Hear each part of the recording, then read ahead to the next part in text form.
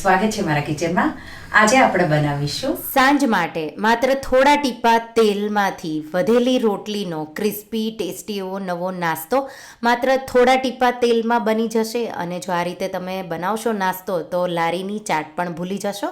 જો તમને મારી રેસિપીઓ ગમતી હોય અને હજુ સુધી ચેનલને સબસ્ક્રાઈબ ન કર્યું હોય તો સબસ્ક્રાઈબ કરજો અને બાજુમાં આપેલી ઘંટી દબાવજો એટલે નવી નવી રેસિપીના નોટિફિકેશન આવે. તો ચાલો બનાવીએ નવો નાસ્તો. તો એના માટે મારી પાસે બપોરની 4 જેટલી રોટલી બચેલી છે. તો આ રીતે રોટલી એક મૂકીશું અને મારી પાસે કૂકી કટર છે, આવું શાર્પ છે. તમે કોઈ પણ આવી નાની વાટકી કે ઓઇલની જે બોટલ આવે એના પર સ્ટીલનું આવું ઢાંકણ આવે એનાથી તમારે આવી નાની નાની પૂરી કટ કરી લેવાની. તો રોટલીમાંથી આ રીતે પૂરી કટ કરવાની. તો એક રોટલીમાંથી 8થી 9 જેટલી, તો રોટલી તમારી કેટલી મોટી નાની છે એ પ્રમાણે, તો લગભગ 35થી 40 જેટલી આવી નાની નાની પૂરી કટ કરીને મેં તૈયાર કરી છે.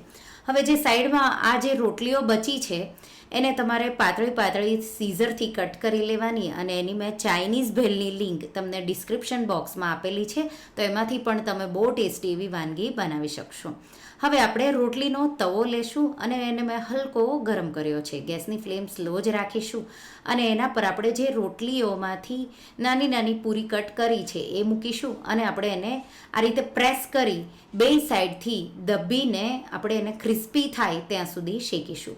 તો એક સાઈડથી તમારે એને 1 મિનિટ જેવું સ્લો ફ્લેમ પર શેકવાનું, સાઈડ ચેન્જ કરી પાછું તમારે એને પ્રેસ કરી બીજી સાઈડ પણ 1 મિનિટ જેવું શેકવાનું. બે સાઈડથી શેકાઈ જશે એટલે રોટલી તમારી જે પૂરી છે નાની નાની એ ક્રિસ્પી થઈ જશે.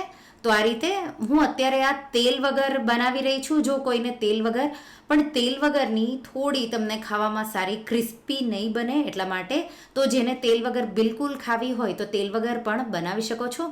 અને બીજી બધી છે એ હું થોડું તેલ, તો આ રીતે મેં પૂરીઓ ગોઠવી દીધી છે અને એના પર થોડા ટીપા તેલના, તો આ રીતે થોડા ટીપા તેલના ઉમેરી અને પ્રેસ કરીને બે સાઈડથી ક્રિસ્પી કરી લઈશું.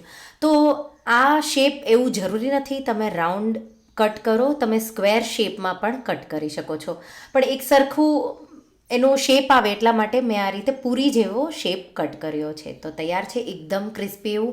ઠંડી થશે એટલે આવી થઈ જશે.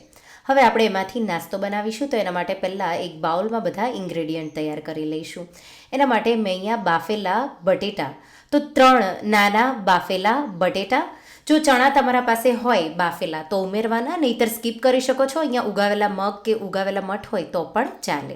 1/4 કપ જેટલી ઝીણી કાપેલી ડુંગળી ન ખાતા હોય તો સ્કીપ કરવાની. 2 ટેબલસ્પૂન ઝીણા કટ કરેલા ટમેટા, 1 ટેબલસ્પૂન ઝીણા કાપેલા લીલા ધાણા, 1/4 ટીસ્પૂન જેટલું મીઠું, 1/4 ટીસ્પૂન જેટલું સંચળ, 1 ટીસ્પૂન ચાટ મસાલો, 2 ટેબલસ્પૂન દાડમના દાણા, 2 ટેબલસ્પૂન મસાલા શીંગ. હોય તો ઉમેરવાની, ન હોય તો સ્કીપ કરી શકો છો. મિક્સ કરી દઈશું એકદમ સારી રીતે.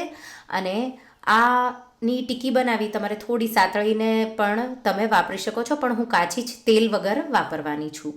હવે આ રીતે જે આપણે નાના નાના શેપની પૂરીઓ બનાવી એ આ રીતે 4 ગોઠવીશું. એના પર લગભગ 2 થી 3 ટીપા આ રીતે ચટણીના ઉમેરી અને આ રીતે ફેલાવી દઈશું. એના પર જે બટેટાનો મસાલો બનાવ્યો એના મેં આ રીતે રાઉન્ડ ટીકી જેવો શેપ આપ્યો છે. તો નાની નાની ટીકી અને જેટલી તમારી પૂરી કે તમે સ્ક્વેર શેપમાં કટ કરો એ શેપ જ આપવાનો. એના પર આંબલી ગોળની ચટણી 1/4 ટીસ્પૂન જેટલી કે વધારે પણ થોડી ઉમેરી શકો છો. અને પૂરી જે ઉપરની સાઈડ હોય એના પર આપણે લસણની ચટણી આ રીતે લગાવી પેક કરી દઈશું. તો આ રીતે મેં આ રીતે નાસ્તા હું તૈયાર કરી લઈશ. હવે આપણે આ રીતે ઝીણી સેવમાં આ રીતે ફેરવી દઈશું. તો ચટણીઓના લીધે થઈને સેવ એકદમ સારી રીતે ચીપકી જશે. થોડા દાડમના દાણા અને થોડી મસાલા શીંગ આ રીતે ફેરવી લગાવી દઈશું અને નાસ્તો આપણો તૈયાર છે. તો આ જ રીતે તો લગભગ 30થી આપણે 35 કે 40 જેટલી પૂરી જો તમારી કટ થાય તો 20 જેવા આવા તમારા સર્વિંગ નાસ્તો આવો બનશે. એકદમ ચટપટો ટેસ્ટી, તરત જ સર્વ કરવાનો. ચટણીઓના લીધે થઈને પૂરી તમારી ઝાઝો ટાઈમ ક્રિસ્પી નહીં રહે. તો તમે જોઈ શકો છો વધેલી રોટલીનો એકદમ ટેસ્ટી એવો આવો નાસ્તો તમે ક્યારેય નહીં ખાધો હોય, ક્યારેય નહીં બનાવ્યો હોય અને એકદમ ચાટ જેવો ટેસ્ટી એવો અને તેલ પણ એકદમ ઓછું. તો તમને આ રેસિપી કેવી લાગી મને કમેન્ટમાં જરૂરથી જણાવજો. અને જો રેસિપી ગમી હોય તો વિડીયોને લાઈક કરજો, શેર કરજો અને મારા ચેનલને સબસ્ક્રાઈબ કરજો. અને આવી જ નવી રેસિપીઓ માટે તમે બેલ આઇકન બટનને પ્રેસ કરજો. Thank you for watching.